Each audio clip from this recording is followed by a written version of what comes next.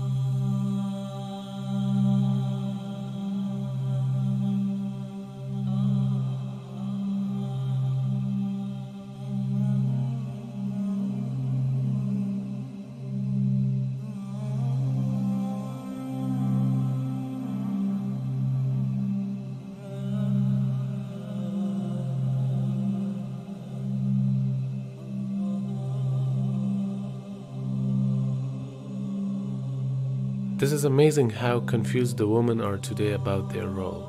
And they are confused because massive efforts are being done under the name of feminism in order to cause this confusion among the people. And as a result, the marriages and families, the primary building block of social and moral order, are in shambles. Much of this is laid at the feet of feminist movement, because it has overturned the thinking of women so dramatically that they have forgotten their real precious value and important responsibilities that are given by their creator. What the public sees about the feminism is that women want equal pay and they want to be free from certain social strictures. And we may think it's a movement for stopping violence against women, but the real agenda is much more serious.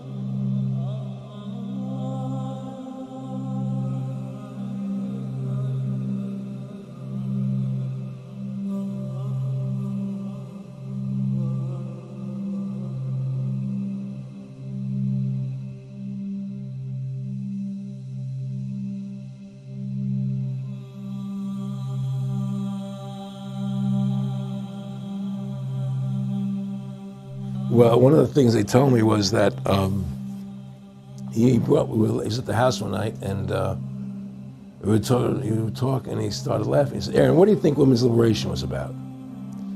And I said, I had pretty conventional thinking about it at that point. I said, I think it's about women having the right to work, getting equal pay with men, just like they won the right to vote, you know? And he started to laugh. He said, "You're an idiot." And I said, "Why am I an idiot?"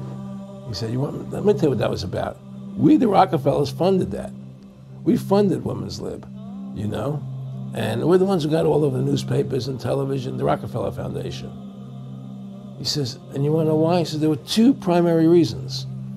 And they were, one reason was we couldn't tax half the population before Women's Lib. And the second reason was, now we get the kids in school at an early age. We can indoctrinate the kids how to think. It breaks up their family. The kids start looking at the state as the family, as the school, as the officials, as their family, not as the parents teaching them. And so those are the two primary reasons for Women's Lib, which I thought up to that point was a noble thing. You know, when I saw their intentions behind it, where they were coming from when they created it, the thought of it, I saw the evil behind what I thought was a noble venture.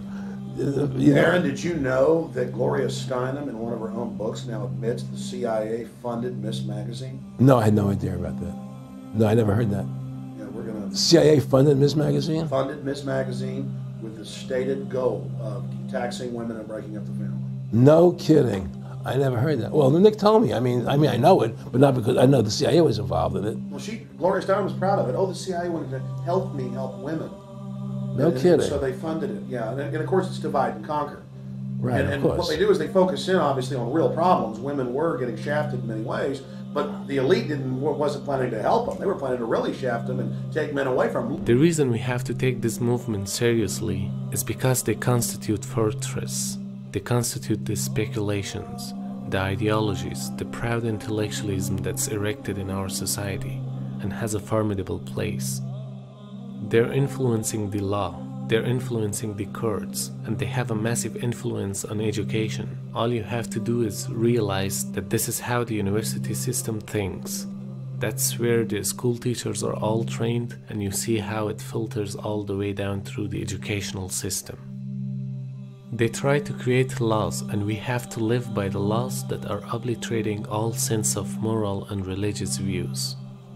And their ideas are being taught through every possible medium, whether it's educational system or entertainment.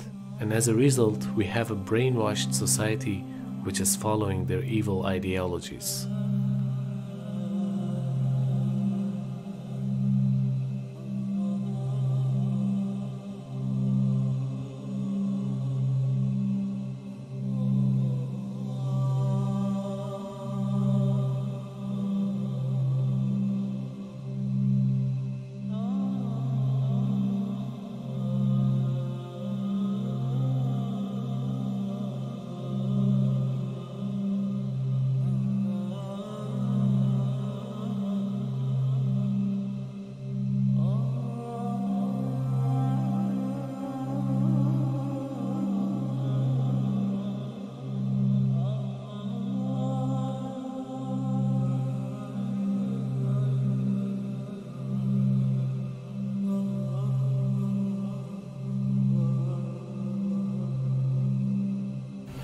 1,400 years ago, in the 7th century, Prophet Muhammad sallallahu alaihi wasallam had stated in his farewell address, Khutbatul Wida', he had said there in that khutbah, Ya ayyuhan nas, ala inna rabbakum wahid. O people, your Lord is one. Wa inna abakum wahid. And your father is one. Ala la fadla li arabiyyin ala a'jamiyyin. By Allah, there is no superiority of an Arab over a non-Arab. Wala li'ajamiyyin ala arabiyyin, or for a non-Arab over an Arab. Wala li'ahmarin or ahmara ala aswada, and there is none for whites over blacks. Wala li aswada ala ahmar, nor for blacks over whites. Illa bittaqwa, except based on the fear of Allah. This statement 1,400 years ago is a statement of civil rights, a statement of equality, which was only reached by Western civilization in the 19th and 20th centuries. So we have a different background. Our laws are divinely revealed laws, revealed by the Creator of this world and everything in it. That khutbah or speech which Prophet Muhammad ﷺ gave as his farewell speech 1,400 years ago, you will not find in any civilization from the 7th century all the way up until the 20th century where a clear statement of equality and opposition to nationalism and tribalism is there. You will not find it. No matter how hard you search in all of the European countries, countries of the Far East, Near East, it's not there. And the reason why it was there at a time when nowhere else in the world was this said is because it is revelation from Allah subhanahu wa ta'ala. That's why it could be found 1,400 years ago when nobody in the rest of the world was thinking about this. So when we look at the issues of feminism, we have to look at them from this perspective, that Islam has already given us the foundations for women's rights. They're all there. Women's rights which benefit them, they're all there. No ideology, no political movement, no army, no civilization, no culture has ever given women rights on the ground like Islam gave. Women were being buried alive, the young girls were being killed in infancy. There was no rights. Women were chattel in all societies, including European society. They were slaves. They could be bought and sold. They had no rights. They could be killed. And then when Islam came, it gave them equal rights under the law. It also showed clearly that a woman has a soul. Now this might sound strange. And Allah subhanahu wa ta'ala tells us, Kullu nafsin bima kasabat rahina. Every soul will be held responsible for its deeds. Now that might sound strange. Why are we saying women have a soul? We understand that. But the Christian church in the 20th century was asked, do women have souls? And many of the priests and ministers said, no. They're soulless creatures. Up until the 20th century. Islam also gave property rights to women. That she can have her own property. That the mahar, this dowry, which is supposed to be an amount of wealth that has some meaning to it, not necessarily something just symbolic, not a trifling thing, not a bribe for the father, but something which is of meaning, that is the property of the woman. And Islam established these property rights. And so, up until today, she has the right to her own property. And she has the right for her own bank account. She doesn't have to put her money in her husband's account. It also said she doesn't have to take the name of her husband. She keeps her own family name. She has her own father and her own mother. But the reality is, the constant stress in this is on independence. That these are two individuals who are married together, zawjain. When zawj is being used, it is a companion. It is zawjain, two companions who complement each other, whose qualities should not be struggling and fighting against each other, but should be complementing each other.